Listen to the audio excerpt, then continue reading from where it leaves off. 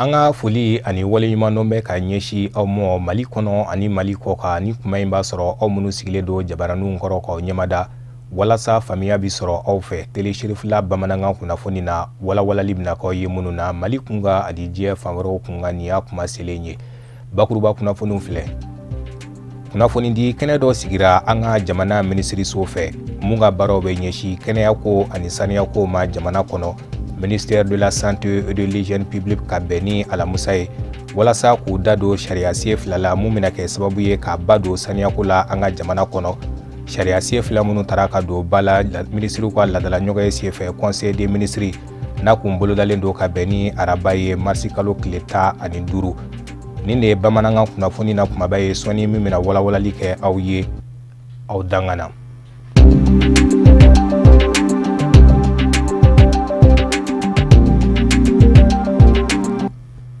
jamana ministri munga baro be nyeshi demsen la kaw ka ko nyew nyana bolima anika jamana de nyumaya dusudo ukono ministre de la jeunesse et de la construction citoyenne akonbe ka wulika jow dabo wala sa demso ngako abiseka takado bala tugumina jamana kono ode siraka bolno bla temena ani jien selegenani tomba o ka bolo farambe nyeshi irwa ko sabatili ma jien kono punit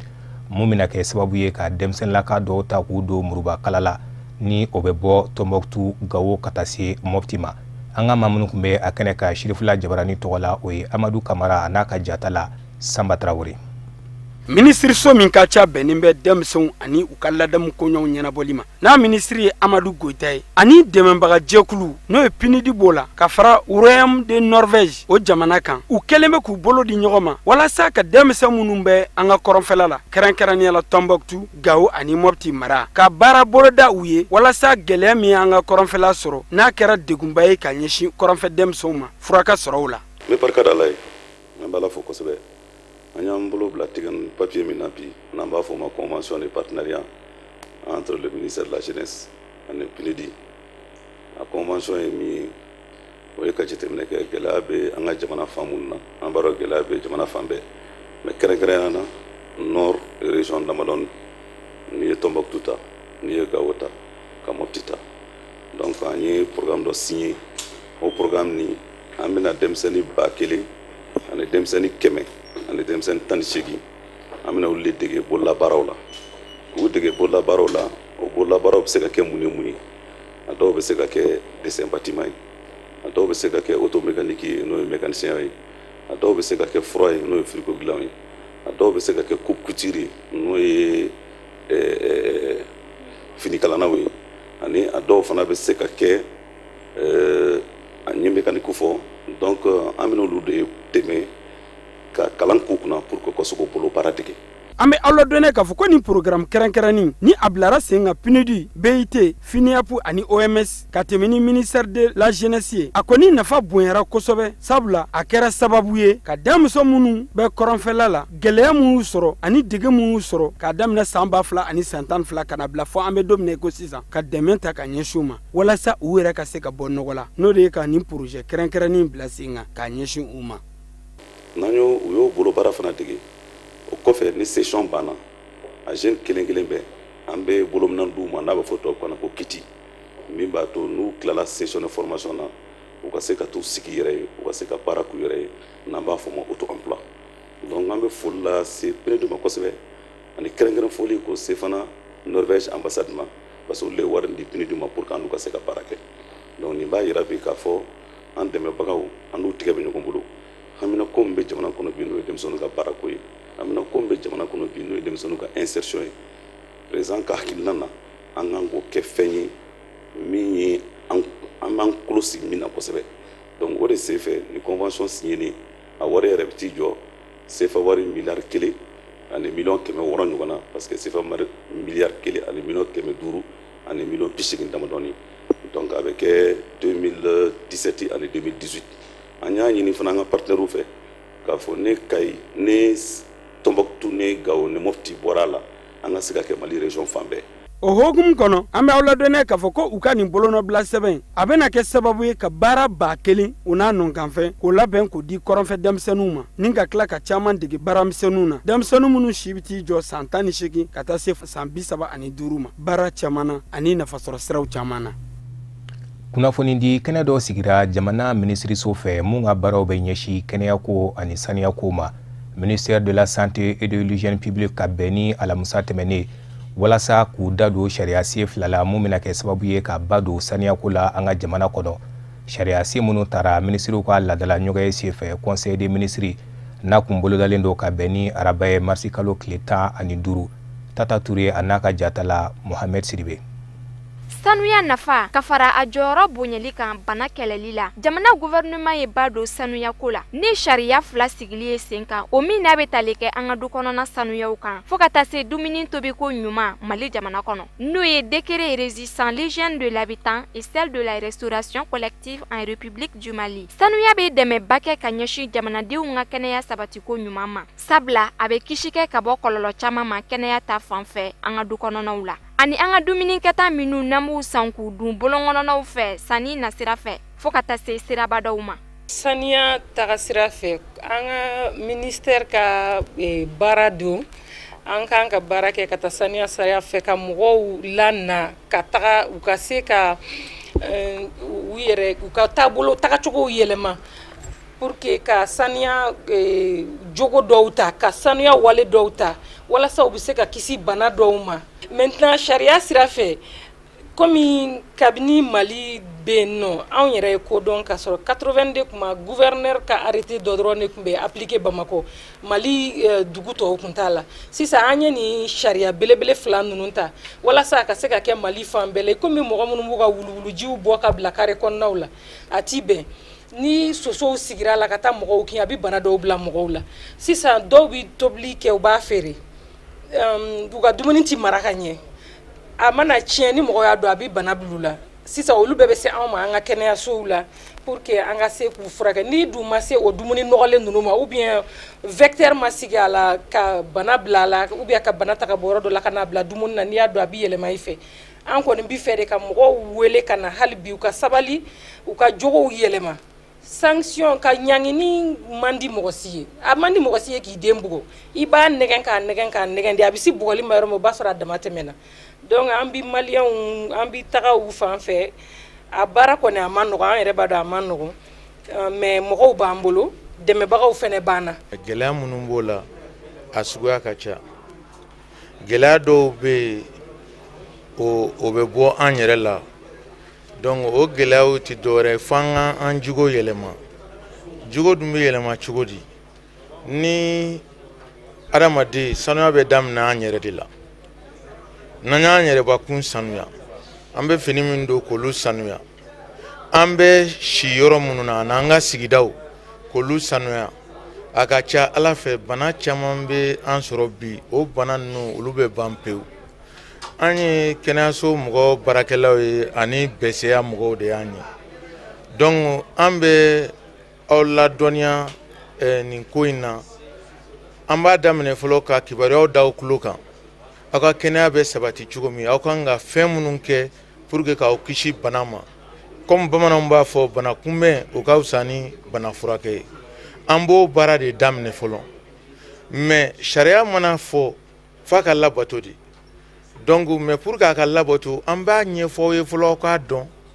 mɔgɔw bɛ taa sigidaw la k'a ɲɛfɔ ye dumuni feere yɔrɔw fana na k'a ɲɛf'u ye contrôle bɛ tila ka kɛ ni min ma sariya labato parce que n'e ma labato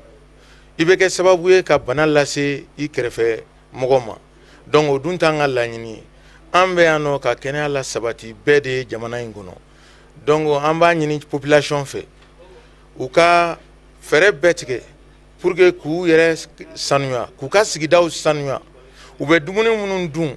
k'u hakili to a la u bɛ minnu san sugudaw la u k'u jija k'a lajɛ a ka kɛ fɛn sanuman ye parce que bamananw b'a fɔ ko kɔnɔbara tɛ ko. Ni sariya sen fila min talen filɛ nin ye n'a waleyara a bɛ kɛ sababu ye k'an kisi ka bɔ waleya jugu caman ma min bɛ se ka kɛ degun ye ka ɲɛsin an ka kɛnɛyaw ma. Ka aw ladɔnniya k'a fɔ sanuyako kuma bɛ an ka jamana kɔnɔ kabini san 1996 n'o ye san 1996 san ye. Nga a lakurakurayara juin kalo la san 2004 waati n'o ye san 2004 ye. O ɲɛsina kɛnɛya sabatiko ɲuman ma ani sigida sanuyako ɲuman walasa an ka sigida nɔgɔw kana kɛ kɔlɔlɔ ye jamanadenw ka kɛnɛya sabatiko ɲuman ma. Dɛmɛbaga jɛkulu min bɛ wele ko ONG Agence des Musulmans d'Afrique a bɔra ka jibondo dɔ n'o ye château ye k'o bila sigida 5nan mairie o ka bolo kan. Baaraba in kolomo karili kun bolodalen don ka bɛn ni alamusa tɛmɛnen. Mairie yɛrɛ kuru kɔnɔ o mun senfɛ sigida ɲɛma maa caman yera a kɛnɛ kɔnɔ kabini a politikimaw la diinɛmaw ka taa se ladalamaw ma. Bubakar Traoré ani Ibrahim Kulubali u ye mun sɔrɔ ka bɔ Shirifula Jabarani tɔgɔ la an ka ɲɛmadaw fɛ. Ni jibondo belebele min jɔra commune 5 mairie kɔnɔna na ala ni ONG Agence des Musulmans d'Afrique maaw sababu wa a jibondo in jɔli ka sababu ti jɔ sefa wari $10,6 la nafolo bɛɛ lajɛlen bɔra ONG maaw ninnu kun wa k'u ka baara tɛ ka jibondo dɔrɔn jɔ ka di maaw ma u bɛ baara kɛ sira caman kan i n'a fɔ kalanko ani denmisɛnninw ladonni Mali fan 14 bɛɛ lajɛlen na. Vraiment ji in kɔni dira commune 5 mairie ma mun kosɔn commune 5 mairie bɛ se ka jɔ a jɔyɔrɔ la. Doni min bɛ taga bɔ kun ji ka fanfɛla fɛ a bɛ se k'o don sira wɛrɛw fɛ min bɛ commune 5 kɔnɔdenw lafiya cogo min na k'a da kan bɔra k'a fɔ mairie tɛ baara kɛ ni ressources wɛrɛ tɛ an ka mairie bolo sanubɔ dingɛ t'u bolo foyi t'u bolo o bɛ baara kɛ ni fɛn min ye o de ye anw bɛ taxe min sara n'an bɛ l'impôt min sara mairie bɛ baara kɛ n'o de ye anw yɛrɛ ka lafiya kama donc citoyenneté jamanaden ɲumanya dɔ ye n ka n ka taxe sara n ka n ka impôt sara mairie ɲɛ a wagati fana la mun kosɔn mairie bɛ se ka baara kɛ a ɲɛ 40 ma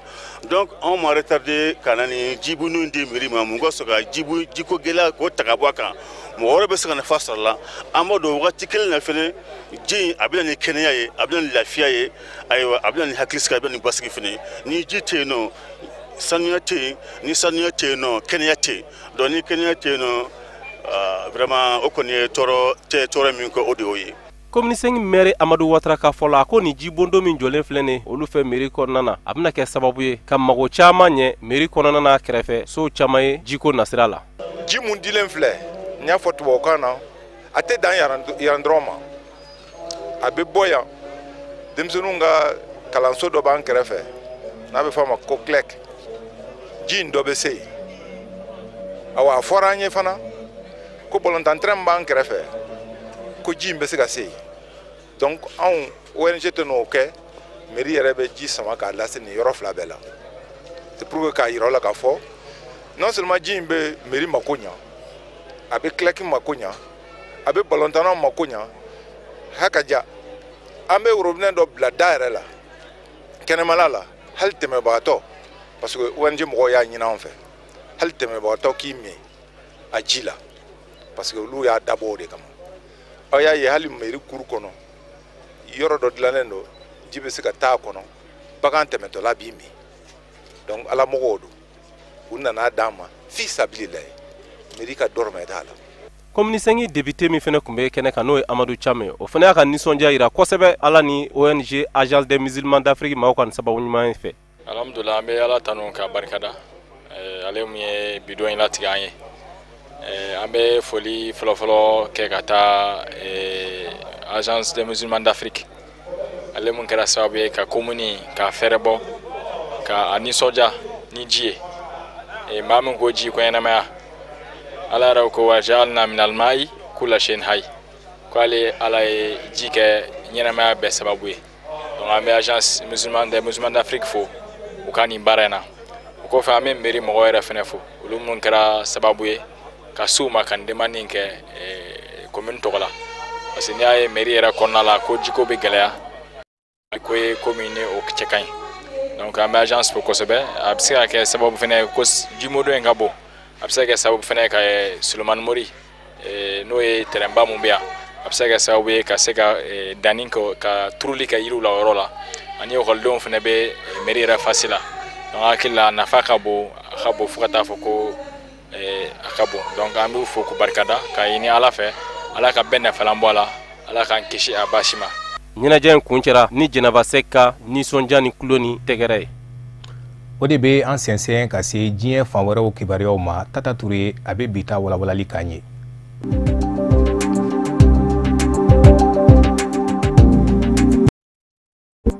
Jamana kɔnɔ diɲɛ seleke naani jɛkulu min sigilen don ka ɲɛsin kɛnɛya sabatili kow ma n'o ye Organisation mondiale de la santé OMS ale b'a fɛ ka teliya don fura la ka ɲɛsin Ebola banakisɛ kɛlɛli ma n'o ye vaccin contre Ebola ye. Fɛn min ye Organisation mondiale de la santé ɲɛmɔgɔba ye n'o ye diɲɛseleke 4 jɛkulu min sigilen don ka ɲɛsin kɛnɛya sabatili kow ma. N'a tɔgɔ ye Margaret Chan, ale bɛ taama la Guinée jamana kɔnɔ kabini alamisa don mɛn kalo tile 4. O senfɛ lajɛrɛ sigira ka ɲɛsin Ebola banakisɛ kunbɛnni ma. O min bɛ tali kɛ vaccination anti-Ebola kan. Lajɛrɛ in yɛrɛ laɲini kun ye fɛn min ye, fura min kofɔra n'o ye vaccin ye.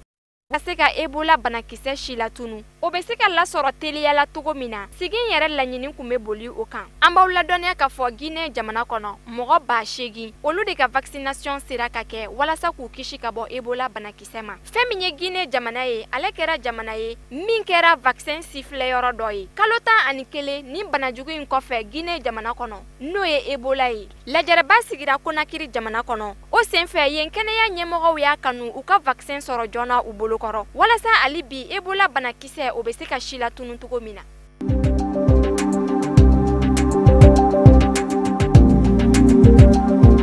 Libi jamana kɔnɔ bɛnkan min n'a taara Abu Dhabi n'a tɛmɛna Fayez al-Sarraj ka fara Khalifa Haftar ni ɲɔgɔn cɛ. Ka aw ladɔnniya k'a fɔ bɛnkan min n'a tɛmɛna u ni ɲɔgɔn cɛ, o bɛnkan in bɛ bɛn sira bɔli de yira min n'a bɛ kɛ sababu ye ka bɛn ani kelenya sinsin Libi jamana kɔnɔdenw ni ɲɔgɔn cɛ. Bɛnkan de don min n'a kɔnɔ kuma ma walawala sabula a kan ka baara kɛ sira minnu kan o dɔnnenba tɛ. Nka an b'aw ladɔnniya k'a fɔ lajɛrɛ wɛrɛw kan ka boloda dɔgɔkun nata Caire, Egypte jamana kɔnɔ. O senfɛ jɛkulu bɛna sigi ka ɲɛfɔli kɛ bɛnkan bɛna baara kɛ sira minnu kan ka sɔrɔ ni kɔlɔsili ma kɛ ko caman bɛ se ka don bɛnkan in kɔrɔ k'a lasa.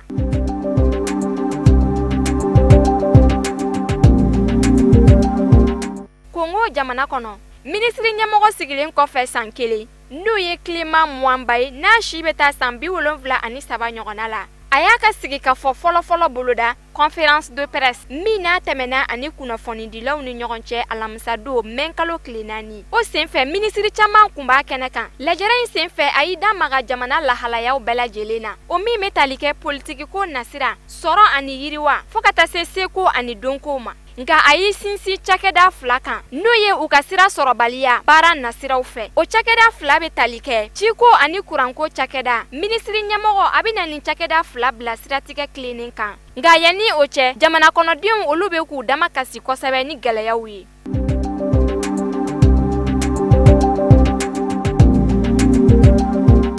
Algérie jamana kɔnɔ wasaden kalata bolodalen kun don ka bɛn ni alamisa ye mɛn kalo tile 4. Mɔgɔ hakɛ min sera ka bɔ ka taa kalata kɛ dama sɔrɔ ka maga o hakɛ la i n'a fɔ kɔrɔlen a bɛ kɛ cogo min na. An ka kunnafoni sɔrɔlenw na min n'a bɔra jamana ɲɛmɔgɔw fɛ. U y'a yira k'a fɔ tile bin waati n'o ye 17h yanfanw ye mɔgɔ hakɛ min sera ka wuli ka taa kalata kɛmɛ sara la o bɛ t'i jɔ 33 ani murumuru la. Ka aw ladɔnniya k'a fɔ n'i ye san 2012 ta k'a lajɛ n'o ye san 2012 ye mɔgɔ hakɛ min sera ka kalata kɛmɛ sara la o bɛ t'i jɔ 43 la. Kalata kadara kɔnɔ finitigilaka mɔgɔ 45 olu de kun yɛrɛkɛlen don bureau de vote ni ɲɔgɔn cɛ lakana sabatili kama. Ka sɔrɔ sɔgɔmada yan fan fɛ baara kun daminɛlen don ni farifaga ye. N'i ye Kabili dugu kɔnɔna ta k'a lajɛ mɔgɔ hakɛ min sera ka wuli ka taa kalata o ma se ka tɛmɛ kɛmɛ sara la 10 ɲɔgɔnna kan ka bɛn ni selifana waati. K'aw ladɔnniya k'a fɔ tiɲɛni donna Buyira bureau de vote kɔnɔ min kɛra sababu ye ka gɛlɛya don u ni lakana tigilamɔgɔw ni ɲɔgɔn cɛ. Fɛn min ye jamana ɲɛmɔgɔ Buteflika ye ale y'i dɛmɛ ka taa kalata ka sigilen to a ka sigilan kɔnɔ n'o ye fauteuil wurulan ye. A bilasirala n'a mɔgɔ masuru 4 ye. Ka aw ladɔnniya k'a fɔ jamana ɲɛmɔgɔ Buteflika a kun ma deli ka nin ɲɔgɔnna bɔli kɛ ka na jama la kabini décembre kalo waati.